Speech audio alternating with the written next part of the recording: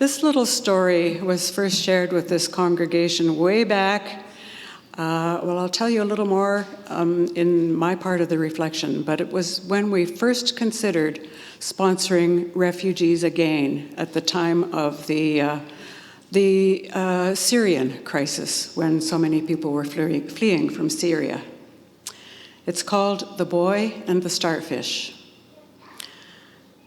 A man was walking on the beach at sunset, lost in thought, listening to the swish of the waves. Far in the distance, he saw a little boy running frantically up and down the beach, stopping and stooping, throwing something into the water. As he got closer, he called out to the boy, "Little boy, what are you doing?" The lad, startled, he hadn't seen the man approaching, said, "Isn't it obvious? I'm saving these starfish. They're going to die." And the man said, "Don't be silly. There are thousands and thousands of starfish on this beach. You're not helping anything." The little boy thought for a moment, bent down, carefully picked up a starfish, held it tenderly, and threw it back into the ocean. Turned to the man and said, "I made a huge difference to that one." And that started our journey on refugee sponsorship again. Thank you. As Dawn told you, NEST is a volunteer charitable organization. None of us are paid. We do this work for those who are dispossessed and displaced. The current world situation is more than a little overwhelming, isn't it? As if the constant barrage of the pandemic hasn't been enough, now we have a new, bigger, and very urgent refugee crisis triggered by Russia's invasion of the Ukraine. And the existing and ongoing problems of refugees around the world haven't gone away. It's just too much. And anyway, what can I do about it? Well, one thing I'm finding helpful to keep me from getting discouraged about all this is celebrating those examples that I hear and read about. People around the world working together to help refugees. A little bit about the history of Grosvenor Park United Church and refugee sponsorship. I've been coming to Grosvenor for more than 40 years now. Early on, in my time here, we did sponsor at least 2 refugees that I'm aware of, but I wasn't involved at the time. I was too busy raising young children. In 2015, Grosvenor Park United partnered with St. Paul's United Church in Milan. That was the initiative that I referred to in my story, The Boy and the Starfish.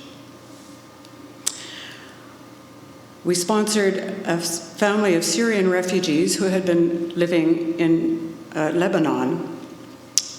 Our big fundraising event, which we called the Welcome to Canada concert, filled this sanctuary with people from all over the city, and we raised almost $4,800.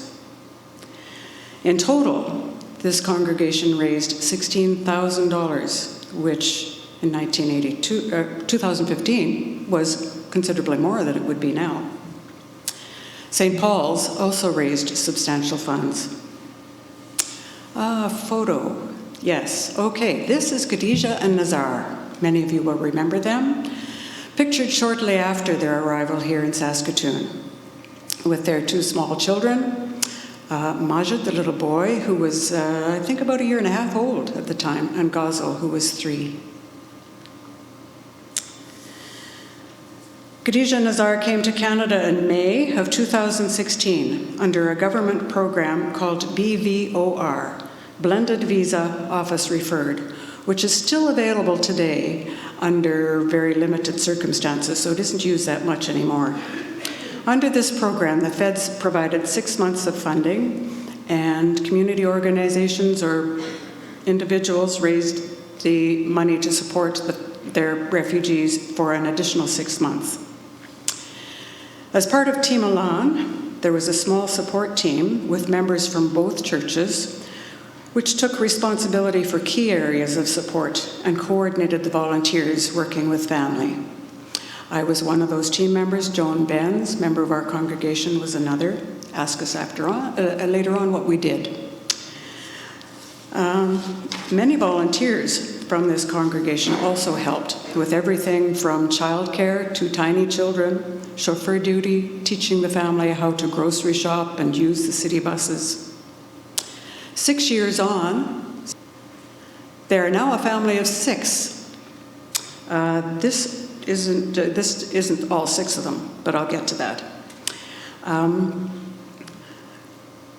So this shows Majid and Ghazal and their mother Khadija as they were last summer. So they haven't changed much in appearance in that time. They have now been joined by Lori, a little girl born in February 2017, and on May 22nd, 2021, a baby boy they call Imad. First birthday coming up in 3 weeks. Khadija's English is now good enough that she arranges appointments for herself and her brother's family who are newly arrived here. She can register her children in soccer and swimming lessons and provides translation services for others. Nazar has been working at Sarkan for 5 years now, since our sponsorship and funding to them ended.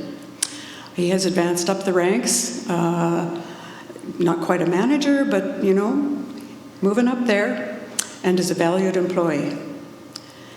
They've saved up their money, negotiated a mortgage, and purchased their own home, and been able to contribute a substantial amount to bring Khadija's brother to Saskatoon.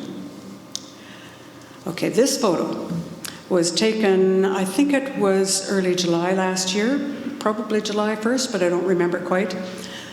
Khadija, Ghazal, and Majid, when Ghazal and Majid became Canadian citizens, in a virtual ceremony held all across Canada with the aid of Zoom. Richard and I were there with them in the living room, and I took this picture. What a thrill. Adults must pass a citizenship exam covering topics such as Canadian history and geography and the political system. Khadija has been working diligently, has now passed this exam, submitted her required documents, and is awaiting word that she will be granted citizenship, and we hope that this summer, in the nationwide ceremony, Khadija will be given her citizenship. Hopefully it'll be in the park on the riverbank, I forget what you call it, and you'll all be invited. Okay, this is Mohammed.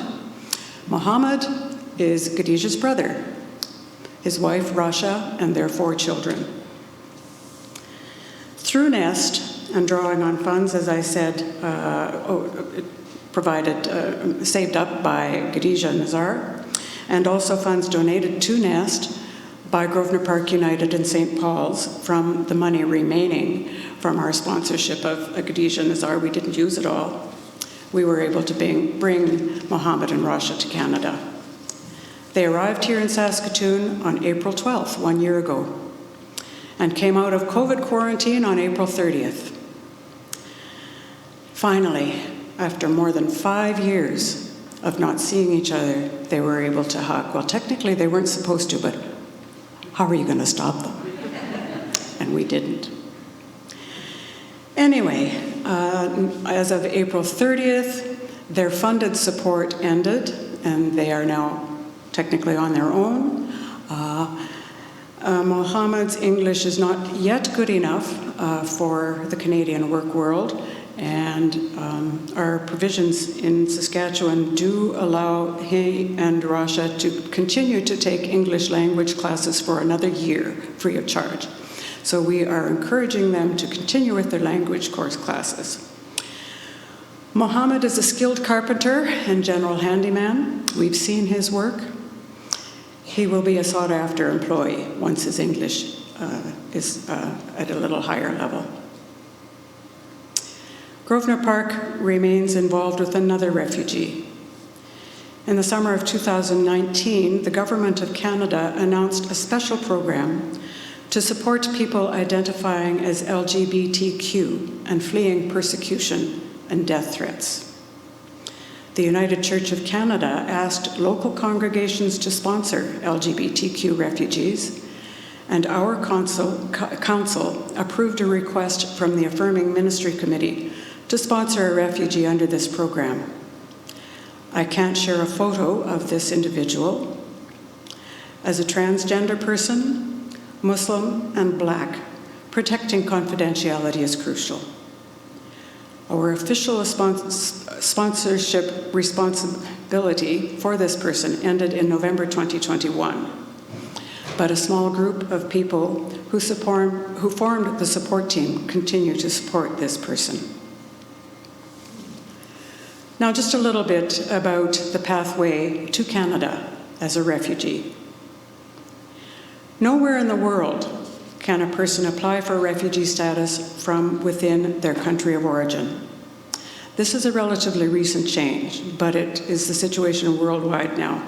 You must leave your own country, get to a supposedly safe country, often with the aid of a smuggler and under dangerous conditions, such as crossing a stormy Mediterranean Sea in a rubber dinghy, crowded with other people doing the same thing. If you're lucky enough to make it and land on shore, somehow you must make contact with authorities in this country and apply there for asylum. You have to find a country willing to accept you as a refugee. Not easy right now. Many more countries are closing their borders to refugees. We all know about Mr. Trump's wall. And right now, desperate African refugees crossing the stormy English Channel in rubber dinghies are being stopped before they can set foot on English soil and deported to Rwanda by government decree. And Rwanda remains a poor and backward country, although no longer at war.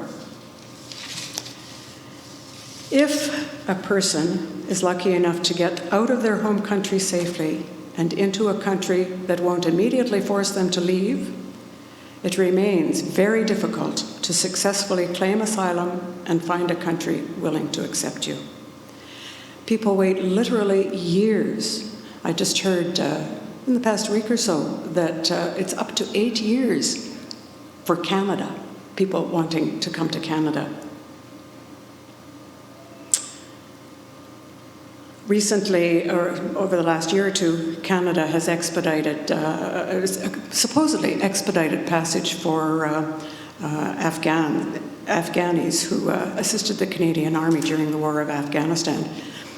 Many of these people are still waiting to come. We have expedited the process for Ukrainian refugees.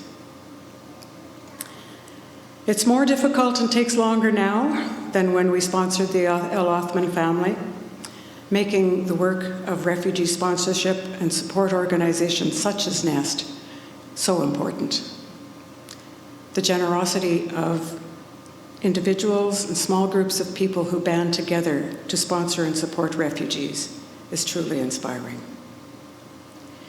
Many of you have given generously of your time, donated household goods, furniture, food, and so on, to our own sponsored refugees as well as to other newcomers to our city. Thank you from the bottom of my heart. This little plaque I purchased at our Welcome Back to the Sanctuary concert last week. Bob made it. Let's see, I can't read that far, but I think it says, in a world full of people who couldn't care less, be someone who cares more. It's a fridge magnet on my fridge now. Do what you can to support refugees and asylum seekers. If you're moved to make a financial donation today, as Marnie said, there is a basket at the back. Bill and I can tell you how to do it online or whatever. And I suggest one of 3 refugee organizations here in Saskatoon, of course NEST, but also the Saskatoon Open Doors Society and the Global Gathering Place. All 3 organizations have websites, and I encourage you to go to these websites to learn more about our work and how to donate. Bill and I will be available after the service if you have questions or wish to talk to us further. Thank you.